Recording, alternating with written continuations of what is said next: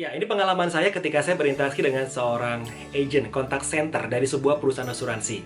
Saya ikut unit link dan saya akan menyudahi keberlanjutan polis ini. Tapi terlepas dari itu teman-teman, saya akan ajak Anda gimana sih rasanya menjadi seorang customer ketika berinteraksi dan Anda mendapatkan layanan seperti ini.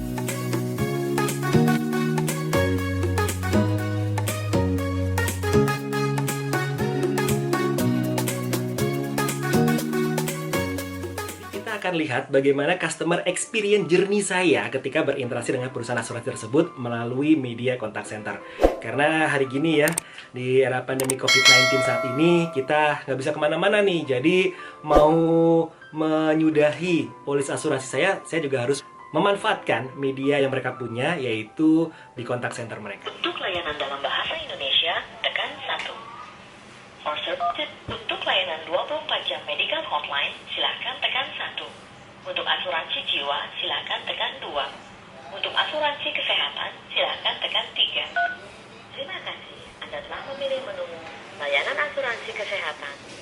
Sewaktu-waktu Anda dapat tekan 9 untuk kembali ke menu utama, atau tekan 0 untuk berbicara dengan.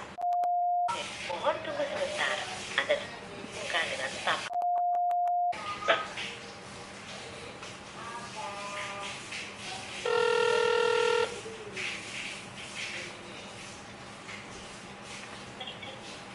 Halo? Suara kecil banget, Mbak. Halo? Ya, halo, dengan nama siapa saya berbicara? Dengan Ferry, Mbak. Ya, apa yang dapat kami bantu, Pak Ferry? Mbak, saya minggu lalu saya sudah mengirimkan berkas-berkas untuk penutupan polis saya. Itu sampai sejauh mana ya prosesnya ya? Baik, nomor polisnya boleh diinformasikan terlebih dahulu. Boleh. Saya ada dua, tapi satu aja mungkin bisa kali ya disebutin supaya keduanya bisa kebuka gitu ya. Ya, nomornya boleh diinformasikan. Oke, salah satunya adalah 0000. Baik. Untuk membuka data polis, kami akan lakukan persamaan datanya terlebih dahulu. Boleh. Informasikan untuk nama lengkapnya. Ferry Aris Kurniawan. Tanggal lahir boleh diinformasikan. 20. Untuk alamatnya di mana? Saya di Lalu untuk ahli warisnya ditujukan kepada siapa? Baik, itu hubungannya dengan Pak Ferry. orang tua saya. Lalu untuk premi yang dibayarkan sejumlah berapa? Saya ada dua, Mbak. Kalau yang saya sebutkan tadi itu Baik, untuk pembayaran preminya ini melalui apa, Pak? auto debit. Suara kecil banget, Mbak. Halo? Kami akan melakukan pengecekan terlebih dahulu terkait dengan proses penebusan polisnya. Mohon ditunggu. Dengan siapa nih saya bicara, Mbak?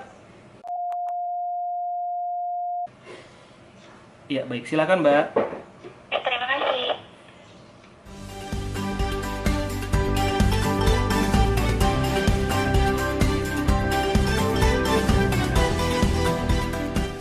Terima kasih telah menunggu. Iya, Mbak. Baik, Pak Ferry, di sini telah kami lakukan pengecekan terkait dengan pengajuan penebusan polis. Iya. Ini telah kami terima dan diproses di tanggal 21 April 2020. Oh, baru diproses tanggal 21 April ya. Oke. Dan saat ini masih dalam proses pengecekan terkait dengan penebusan polisnya, Pak. Oh, berapa lama ya biasanya prosesnya ya? Untuk prosesnya mohon ditunggu, estimasinya 7, semuanya 14 hari kerja. Oh, 7 sampai dengan 14 hari kerja. Baiklah, enggak, soalnya saya kok nggak dapat informasi setelah saya kirimkan, nggak ada yang telepon saya atau apa. Makanya saya agak bingung nih, gitu. Baik, ya untuk saat ini mohon kesediaannya ditunggu terlebih dahulu prosesnya ya Pak Ferry terkait dengan penebusan polis tersebut. Itu sudah dua-duanya ya? Karena saya ada satu lagi tuh, Mbak, yang polis yang satu lagi. Ya, di sini sudah dua-duanya Pak terkait dengan dokumen penebusan polis dan prosesnya sama di tanggal 21 juga. Nanti gimana tuh? Saya dihubungi atau bagaimana ya kira-kira ya?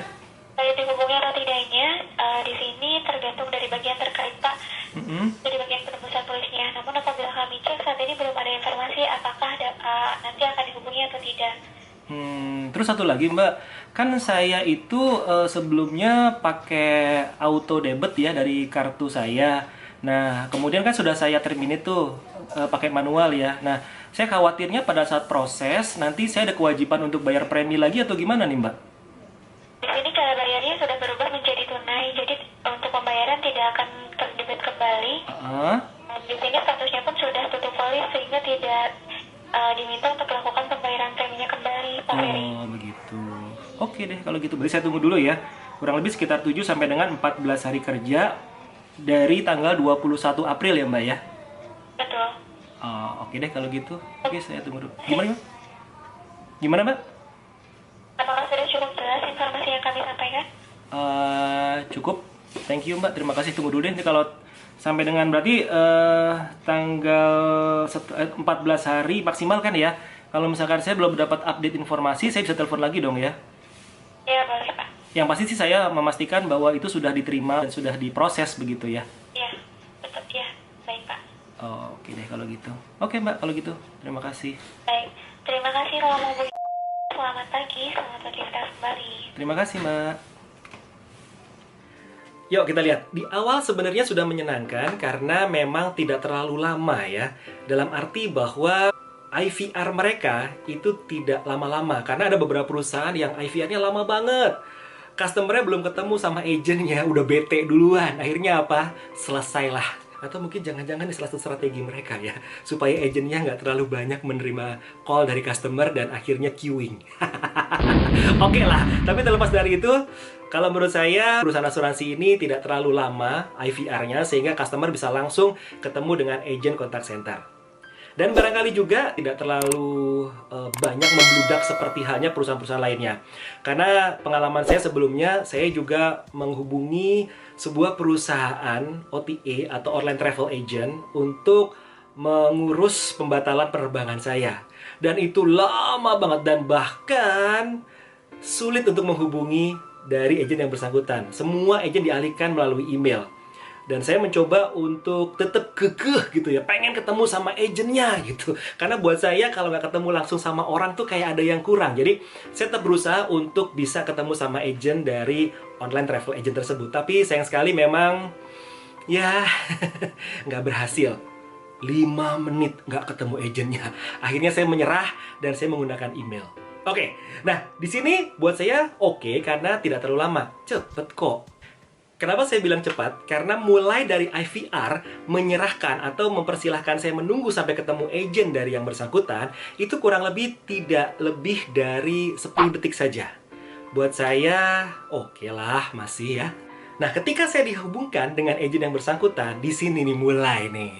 Karena mungkin ada kendala, saya nggak tahu ya, sistemnya atau barangkali juga agent yang bersangkutan. Tapi saya di awal tidak mendapatkan greeting yang sebagaimana saya harapkan. Paling enggak di awal greetingnya harus ada, ya standar banget lah. Smiling voice dong, greeting loh. Karena kembali lagi, greeting di awal sebagai agent contact center adalah bagaimana dia mempersepsikan kesan baik bagi customernya. Itu dulu deh. Nah, di sini saya tidak bisa mendapatkan karena saya nggak jelas nih. Sehingga saya tidak bisa menangkap apa yang disampaikan oleh agent yang bersangkutan. Selanjutnya, seperti biasa, standar dari perusahaan asuransi tersebut sepertinya. Dan pada umumnya juga perusahaan-perusahaan lain, contact center atau agent yang bersangkutan menanyakan beberapa hal terkait dengan identitas saya. Dari nama, kemudian nomor polis, dan sebagainya. Dan di sini saya mendapatkan sebenarnya ada sesuatu yang bisa membuat saya tuh menjadi lebih senang, yaitu kembali lagi standar banget lah. Saya tidak mendapatkan kesan keramah tamahan, kayak agak beban ya memberikan layanannya. Itu yang saya tangkap sih. Nah, berikutnya teman-teman, karena memang untuk keperluan membuka data nasabah atau customer, maka saya diminta untuk menyampaikan beberapa informasi data-data dari customer. Sebenarnya saya tidak masalah ketika si agent bertanya, karena ini kembali lagi, saya paham ini prosedurnya dari mereka untuk memastikan apakah yang phone ini adalah customer yang bersangkutan. Cuman yang perlu ditambahkan adalah sebenarnya saya tidak keberatan kalau ini nanyanya kayak menginterogasi ya. Agak serem kayaknya saya.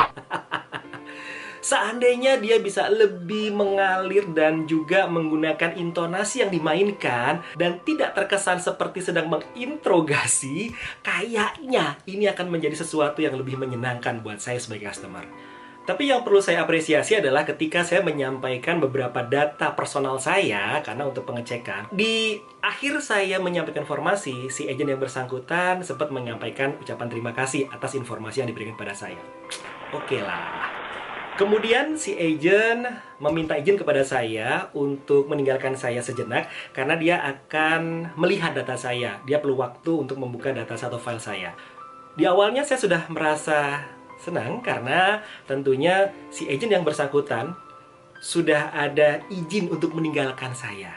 Cuman permasalahannya adalah teman-teman, di sini saya nggak tahu ya, mungkin sistemnya atau si agent yang lupa, mungkin dia menggunakan mute kali ya. Atau barangkali dia pakai hold tapi sistemnya yang sedang ada bermasalah.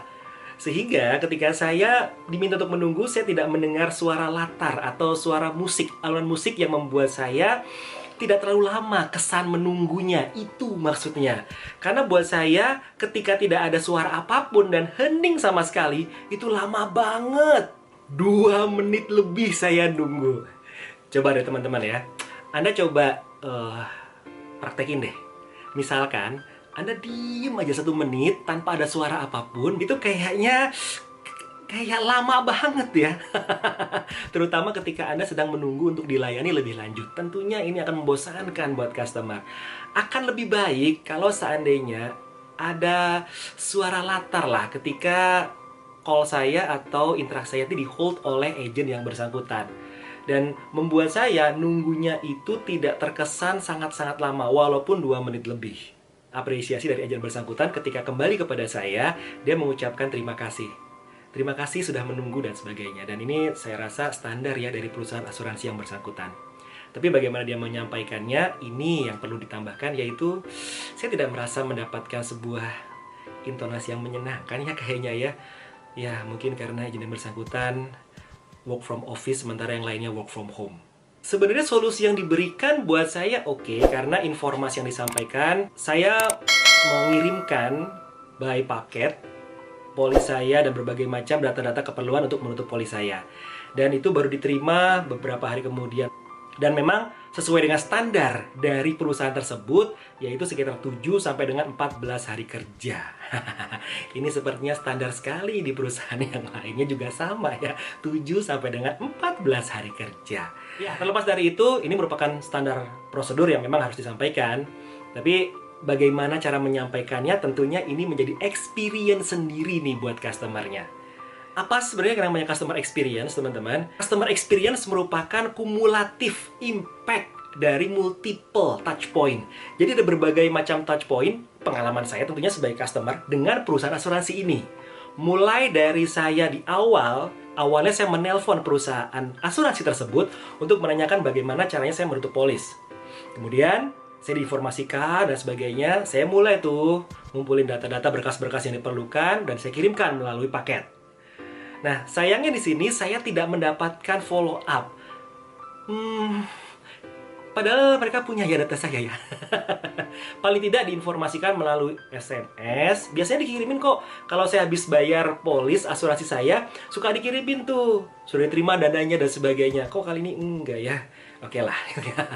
Nah, saya berharap bahwa informasi diberikan kepada saya bahwa berkas sudah diterima dan sedang dalam proses. Itu dulu deh.